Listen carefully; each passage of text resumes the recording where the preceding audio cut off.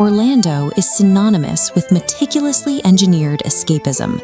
It is a massive machine built on glowing screens, carefully managed intellectual properties, and highly sanitized thrills. Before major studios bought up the swamps, the local economy relied on a completely different model. The highways were lined with mom-and-pop roadside attractions, built entirely on plaster figures and local charm. Almost all of those mid-century parks were paved over decades ago, but one massive relic survived and still boldly claims the title of the Alligator Capital of the world. This facility operates on an industrial scale, spanning over 100 acres of active wildlife production. It functions as a massive manufacturing plant built directly into a working Florida swamp. We have to ask how a low-tech park built out of mud and teeth safely houses thousands of apex predators while successfully competing against the most advanced theme parks on Earth. The logistics begin with sheer volume. The park manages a massive breeding program where hundreds of young reptiles share high-density nurseries. Housing adults in tight quarters creates a biological powder keg, becoming completely chaotic when food hits the water. Managing these hungry carnivores requires thick physical barriers to keep the raw violence of the feeding pits separated from the tourists standing directly above. Maintaining these animals is extremely expensive. To cover the overhead, the park monetizes the maintenance.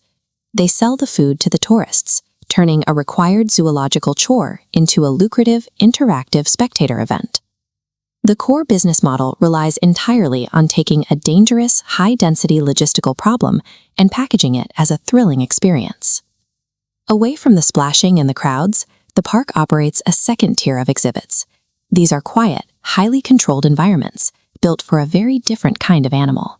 They house reptiles with genetic conditions like leucism and albinism.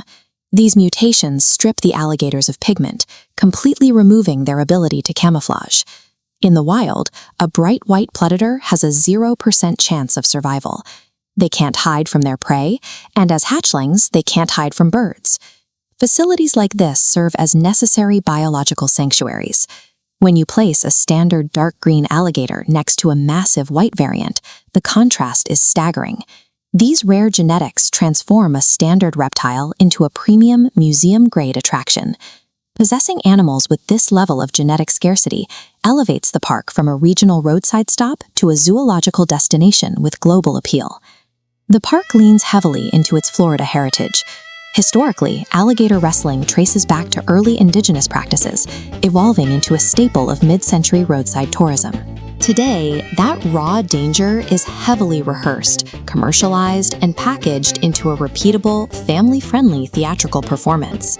The mechanics of the show are straightforward. Handlers demonstrate total physical dominance over a deadly predator, providing a highly visceral form of crowd entertainment. Physical stunts only go so far. To build recurring tourism, the park employs a surprisingly modern marketing tactic. They give them distinct names, they create unique personas, and write detailed backstories. Consider Pops, the park's oldest resident. Hatched in 1949, he possesses a heavily marketed Hollywood resume, complete with on-screen appearances and stunt work. Combining the immediate thrill of physical danger with Hollywood-style character building creates a highly profitable emotional bond between the audience and a cold-blooded killer. 75 years ago, Florida tourism was built by local entrepreneurs working directly with the natural landscape. Now, it is a corporatized, multi-billion-dollar concrete grid. This single park holds its ground by balancing massive predator volume, pristine biological rarities, and human-centric theatrical spectacle. While neighboring parks spend billions on digital simulations, this site remains at capacity year-round. It captures a specific audience that prioritizes unpolished, visceral reality over high-resolution screens. Gatorland survives despite the high-tech theme parks surrounding it because it refuses to adapt to them. It thrives precisely because it remains a raw, visceral, and strictly analog time capsule.